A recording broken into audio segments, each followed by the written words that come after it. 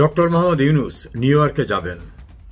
গণমাধ্যমে এই সংবাদের সঙ্গে নতুন করে যুক্ত হয়েছে যে তার সফরের সঙ্গী হচ্ছেন বিএনপির মহাসচিব মির্জা ফখরুল ইসলাম আলমগীর, জামাতের নায়েবে আমির ডাক্তার সৈয়দ আবদুল্লাহ মোহাম্মদ তাহের এবং ইউনূসের নিজের দল যেটা এনসিপির সাধারণ সম্পাদক আখতার হোসেন এবং তারেক রহমানের পররাষ্ট্র বিষয়ক উপদেষ্টা। এই চারজন তার সফর সঙ্গী হবেন। এটা একটা অস্বাভাবিক বিষয় আমার কাছে মনে হয়েছে এবং অনেকের কাছেই অস্বাভাবিক। কেউ কেউ বলছে এটা হাস্যকর। বিএনপি একটি বড় দলের মহাসচিব একটা অনির্বাচিত ব্যক্তির সঙ্গে যাবেন এবং নিউ ইয়র্কে গিয়ে তিনি গ্যালারিতে বসে থেকে অনুষ্ঠান দেখবেন।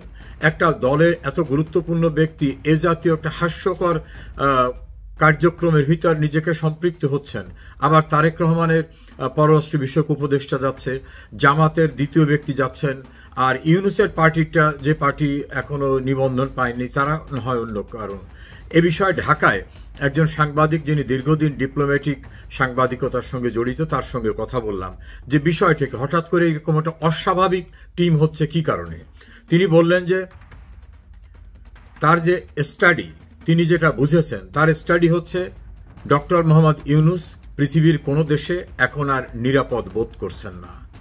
তিনি লন্ডনে গিয়েছিলেন, সেখানে তিনি হোটেল থেকে বের হতে পারেননি। প্রবাসীরা এমনভাবে তাকে ঘিরে রেখেছে এবং সেখানে চাথাম হাউসে বিবিসির সাংবাদিক যে সকল প্রশ্ন করেছে সেই প্রশ্ন তার জন্য খুব বিব্রতকর অবস্থা ছিল।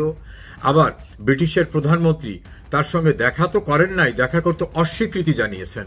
এটা খুব অপমানজনক। পরবর্তীতে তার তথ্য সম্প্রচার উপদেষ্টা মাহফুজ লন্ডনে গেছেন, সেখানে তিনি এবং তার অপর এক সফর সঙ্গী চরমভাবে নাজেহাল হয়েছেন প্রবাসীদের দ্বারা। এই ঘটনার সমস্ত কিছু ইউনূসের দৃষ্টিতে এসেছে। এই একই মাহফুজ নিউ ইয়র্কে গেছিলেন। নিউ ইয়র্কে সেখানে তিনি যেভাবে অপদস্থ হয়েছেন এবং গভীর রাতে পুলিশ এনে পুলিশের সাহায্যে তাকে হোটেলে যেতে হয়েছে নিরাপত্তাহীন অবস্থায়। এর পূর্বে আইন উপদেষ্টা ডক্টর আসিফ নজরুল তিনি আরেকটি দেশে গিয়েছিলেন, সেই দেশে ভয়ঙ্কর পরিস্থিতির মোকাবেলা করতে হয়েছে তাকে।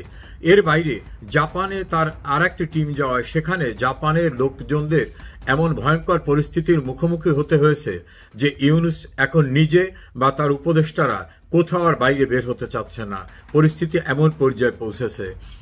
সম্প্রতি পদ্মার অপর পাড়ে ভাঙ্গায় যে জাতীয় উত্তাল জ্বর এসেছে এবং কোনো প্রশাসন সেখানে পরিস্থিতি নিয়ন্ত্রণ করতে পারেনি। ঢাকার মাইলস্টোন স্কুলে বিমান দুর্ঘটনায় নির্মম ঘটনার প্রেক্ষিতে সেখানে উপদেষ্টারা যাবার পরে, উপদেষ্টা আসিফ নজরুল এবং প্রেস সেক্রেটারি যাবার পরে প্রায় 9 ঘন্টা অবরুদ্ধ হয়েছিলেন, কোনো প্রশাসন তাদের উদ্ধার করতে পারেনি। আবার ইউনূসের তৈরি করা দল এনসিপি গোপালগঞ্জে যাওয়ার পর সেখানে মিলিটারি কনভয় দিয়ে এসিপি দিয়ে তাদের উদ্ধার করে নিয়ে আসতে হয়েছে, সেখানে র্যাব, বিজিবি, পুলিশ ইত্যাদি ইত্যাদি। তারপরেও তাদের রক্ষা করা কঠিন হয়ে যাচ্ছিল। তারা চট্টগ্রামে গেছে, সেখানে ডগ স্কোয়াড, সোয়াত বাহিনী, পুলিশ, র্যাব, আর্মি নানা রকম দেওয়া। কক্সেস বাজারে একই অবস্থা। অর্থাৎ দেশের ভিতরে দেশের বাইরে যেখানেই তারা যাচ্ছেন সেখানে প্রতিবাদ, প্রতিরোধ এবং ভয়ঙ্কর পরিস্থিতির মুখোমুখি হচ্ছেন। এই পরিস্থিতিতে ইউনূস অনুধাবন করতে পারছেন যে কোথাও তার জন্য আর শান্তিপূর্ণ অবস্থা নাই। সে কারণে তিনি বিএনপি, জামাত, এনসিপি এদেরকে নিয়ে আসছেন যাতে অন্তত এয়ারপোর্টে বা তার চলার পথে এই নেতাদের বদৌলতে অন্তত যেন ওইসব দলের লোকরা থাকে যাতে ভয়ঙ্কর অপদস্থ হওয়ার হাত থেকে তিনি রক্ষা পেতে পারেন। এজন্য তিনি এসেছেন। ওই সাংবাদিকের ভাষায় তিনি মৃদু হেসে বলছিলেন যে ইউনূস এদেরকে নিয়ে যাচ্ছে মাস্তান সংগ্রহের জন্য। অর্থাৎ ইউনূস এখন ভীত সন্ত্রস্ত, তিনি মাস্তানের খোঁজে।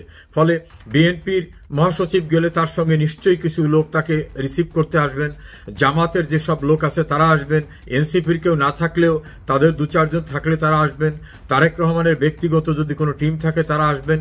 ফলে কিছু লোক অন্তত ওনাকে রিসিভ করতে আসলে যে লন্ডনে, নিউ ইয়র্কে, জাপানে, বাংলাদেশে বিভিন্ন জায়গায় যে চরম অপদস্থ হচ্ছেন, এই অপদস্থ হওয়ার হাত থেকে কোন রকম রক্ষা পান কিনা এই জন্য মূলত তিনি তাদেরকে নিতেছেন। এই জন্য যে ভাই তোমরা আমার সঙ্গে থাকলে তোমাদের লোকরা থাকবে, আমার অন্তত এটা রক্ষা হবে।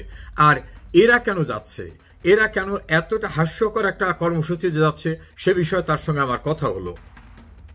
তিনি বললেন যে বিএনপি সম্ভবত তার যেটা স্টাডি, তিনি বললেন যে বিএনপি সম্ভবত তার মহাসচিবকে পাঠাচ্ছে যে ইউনূসকে চোখে চোখে রাখতে হবে, ওখানে গিয়ে যেন আবার সে কোনো বদ বুদ্ধি কারোর সঙ্গে কোনো সলা পরামর্শ করে নতুন কোনো আর একটা ভণ্ডামি বা কোনো প্ল্যান করতে না পারে।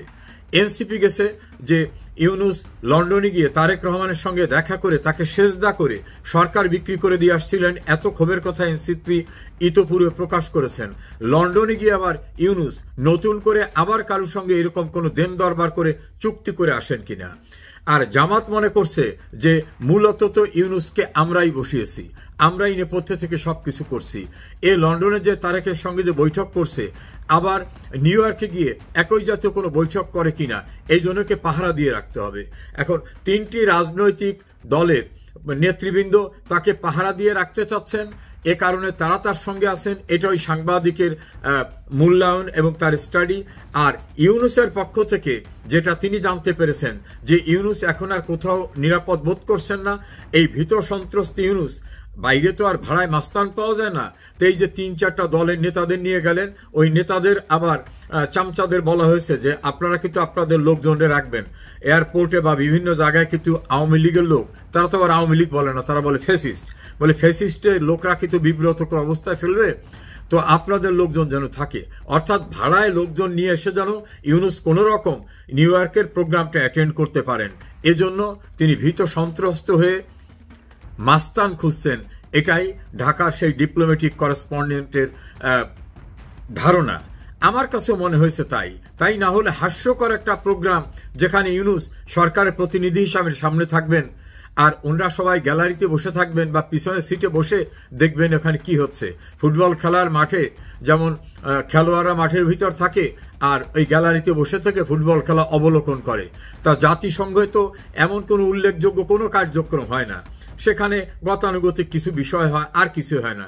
তো এই গতানুগতিক বিষয় দেখার জন্য বিএনপি এবং জামাতের শীর্ষ নেতারা ইউনূসের সঙ্গে যাচ্ছেন, এটা কোনোভাবে বিশ্বাসযোগ্য না। ওটাই বিশ্বাসযোগ্য যার যার মতো করে ইউনূসকে পাহারা দিতে গেছেন, আর ইউনূস নিজে ভীত সন্ত্রস্ত হয়ে তাকে যাতে কেউ হেনস্থা করতে না পারে, লাঞ্ছিত না হয়, অপমানিত না হয়, রাস্তাঘাটে যাতে নিরাপদ থাকেন, এজন্য তিনি ওই নেতাদের নিয়েছেন যাতে নেতাদের কর্মীরা তাকে রক্ষা করেন। ভীত সন্ত্রস্ত ইউনূস সবখানে কি এভাবে বিএনপি জামাত এনসিপি নিয়ে আত্মরক্ষা হবে? মনে হচ্ছে না। সময় তো ঘনিয়ে আসছে। অপমানজনক বিদায়, অসম্মানজনক বিদায়, অথবা তিনি যে দুর্নীতির করাল গ্রাসে আবদ্ধ ছিলেন সেগুলোর থেকে নিজের দায় নিজে অবমুক্ত করেছেন। আপনি কি জানেন এই যা অবমুক্ত করেছেন এগুলো রিওপেন করা যায়, এটাকে আবার নতুন করে তুলে ধরা যায়, এটা কোনো বিচার প্রক্রিয়ার ভিতর থেকে শেষ হয় নাই।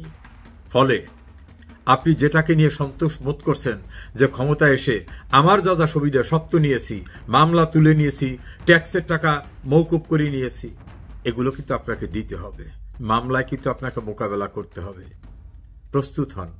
ডক্টর মোহাম্মদ ইউনূস অন্যায় কাউকে পিছু ছাড়ে না। হাটে মাঠে ঘাটে মানুষের পিটুনি খেয়ে ডক্টর ইউনূসকে পালাতে হবে। কারণ ডক্টর ইউনূস গত 16 মাস সময়ে 14 মাস সময়ে বাংলাদেশের মানুষকে এমন কোনো স্বপ্ন, এমন কোনো বাস্তবতা এনে দিতে পারেনি যাতে করে মানুষ আগামী দিন ডক্টর ইউনূসের প্রতি আস্থা রাখতে পারে। একটি নির্বাচন সামনে, নির্বাচনটি যদি ফেব্রুয়ারি মাসে হয়, এখন মনে করেন সেপ্টেম্বরের মাঝামাঝি, আর যদি ফেব্রুয়ারির মাঝামাঝি হয় তাহলে অক্টোবর, নভেম্বর, ডিসেম্বর, জানুয়ারি, ফেব্রুয়ারি, 5টি মাস।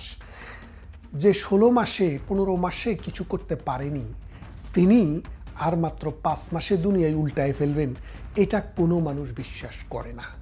সুতরাং ডক্টর ইউনূস যে নির্বাচন করতে পারবে না, জাহাঙ্গীরনগর বিশ্ববিদ্যালয়ের নির্বাচন করতে গিয়ে 11,000 ভোটারের ধরেন 70% যদি ভোট কাস্ট হয়ে থাকে, সেই ক্ষেত্রে হয়তো 8,000 ভোট কাস্ট হয়েছে। এই 8,000 ভোট গুনতে 3 দিন সময় লেগেছে এবং অন্য দল এটাকে প্রত্যাখ্যান করেছে। তার মানে ডক্টর ইউনূসের কোনো কিছুতেই এখন আর অবস্থান নেই। এই যে পদ্মার ওপারে ভাঙাতে নির্বাচনী আসন পুনর্বিন্যাস করেছেন, এটা নিয়ে জনগণ যে উন্মত্ত হয়ে উঠেছে। সেখানে দেখেন জামাতের লোক, বিএনপির লোকও আছে। আপনি খুঁজছেন কি? খুঁজছেন হলো পেশিবাদের দোসর। বাংলাদেশে না, দক্ষিণ পূর্ব এশিয়াতে যেই সব দেশ আছে, ডক্টর ইউনূসের চাইতে, ডক্টর ইউনূসের সরকারের চাইতে বড় পেশিবাদী সরকার আর কখনো কি কেউ দেখেছে? ডক্টর কলিমুল্লাহ ডক্টর ইউনূসের বিরুদ্ধে কথা বলেছে, তাকে জেলে নেওয়া হয়েছে।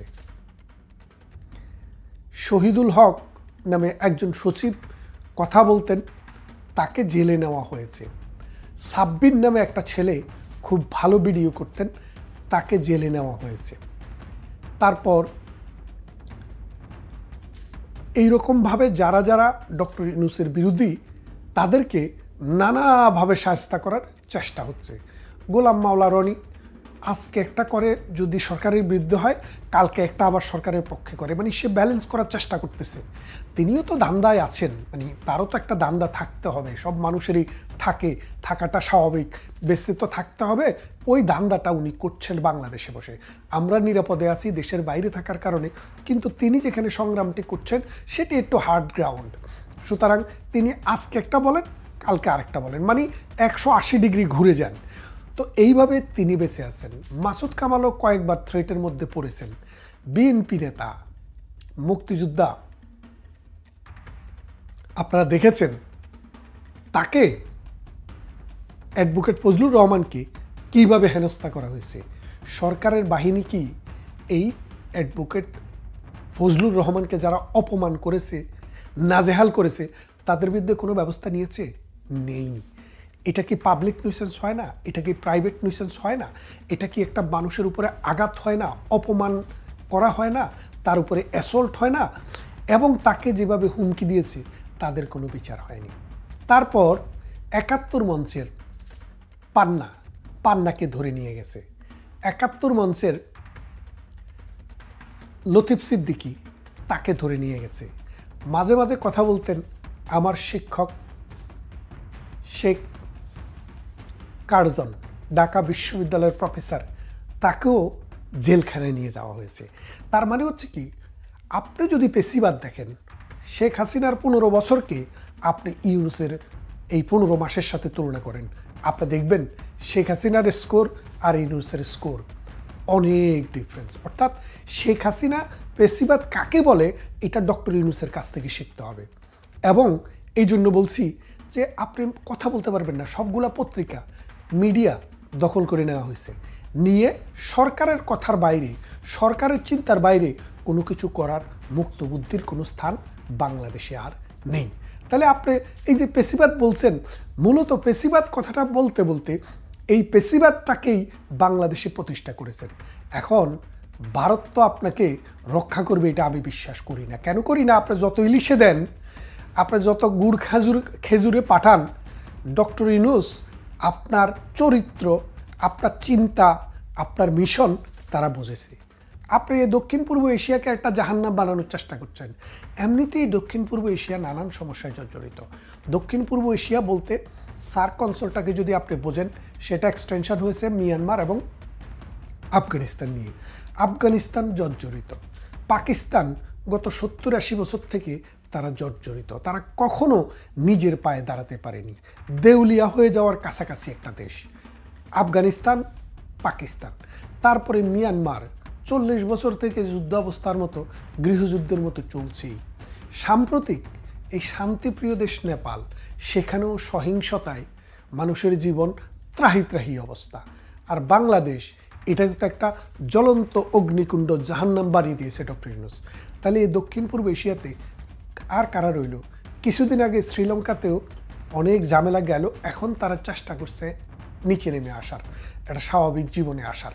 শুধুমাত্র ভুটান রইল, আর রইল মালদ্বীপ এবং ইন্ডিয়া। তো মালদ্বীপকে হিসেব করে লাভ নেই, ছোটো ছোটো কয়েকটা দ্বীপ, আর ভুটান তাও ছোট একটি দ্বীপ না, একটি পাহাড়ি রাষ্ট্র। এই ভুটান আর ইন্ডিয়া, শুধুমাত্র ইন্ডিয়াই তার গণতন্ত্রের জোরে, অসাম্প্রদায়িকতার জোরে, সাংস্কৃতিক বন্ধনের জোরে এবং ডেমোক্রেটিক হেরিটেজের কারণে ভারত কিন্তু এখনও মাথা উঁচু করে দাঁড়িয়ে আছে। তার প্রগ্রেস হচ্ছে, তার মানুষের জীবন উন্নত হচ্ছে, এবং তারা আস্তে আস্তে আধুনিক রাষ্ট্রের দিকে হাঁটতে শুরু করেছে। এই ভারতের সাথে ডক্টর ইউনূসের চিরশত্রুতা। এখন ডক্টর ইউনূসের বাতি নিবু তাই তিনি চেষ্টা করছেন যে ভারতের সাথে যদি এটা সমঝোতা করে ভিসাটা চালু করা যায়, মানুষকে দেখানো যায় যে আমরা তো ভারতের সাথে সম্পর্ক উন্নয়ন করেছি, আমরা এখন আর পাকিস্তান প্রেমী না। কারণ পাকিস্তান প্রেমী বলতে বলতে পাকিস্তানের এই গান গাইতে গাইতে ডক্টর ইউনূসের এমন অবস্থা হয়েছে, এখন ডক্টর ইউনূস কি পাকিস্তানের প্রধানমন্ত্রী নাকি বাংলাদেশের প্রধানমন্ত্রী, অর্থাৎ পাকিস্তানের উপদেষ্টা নাকি বাংলাদেশের উপদেষ্টা, এইটাই মানুষ ভুলে গেছে। তাই ডক্টর ইউনূস এখন তার চামড়া বাঁচানোর চেষ্টা করছেন। যতই চেষ্টা করেন ডিসেম্বরের পরে আপনি আর থাকতে পারবেন না। বিএনপির সহযোগিতায় সেনা সমর্থনে নতুন সরকার আসবে, যারা একটি ক্রেডিবল নির্বাচন এই দেশে করবে। আপনার পক্ষে নির্বাচন কেন? আপনার পক্ষে একটা ইউনিয়ন পরিষদের নির্বাচন করার যোগ্যতাও আপনার নেই, আপনি পারবেন না। আপনার এই সন্ত্রাস বাহিনী, এই চাঁদাবাজ বাহিনী, এই নাসি বাহিনী দিয়া আপনি বাংলাদেশকে সুষ্ঠু, সুন্দর এবং স্থিতিশীলার দিকে নিতে পারবেন না। তাই আসুন যত তাড়াতাড়ি সম্ভব কেটে পড়ুন, তা না হলে আপনার পরিণতি এই দেশে ইতিহাস হয়ে যাবে। ভালো থাকবেন। কথা হবে অন্য কোনো বিষয় নিয়ে, অন্য কোনো বিষয়ে এবং অন্য কোনো সাবজেক্ট ম্যাটারের উপর। ততক্ষণ ভালো থাকবেন।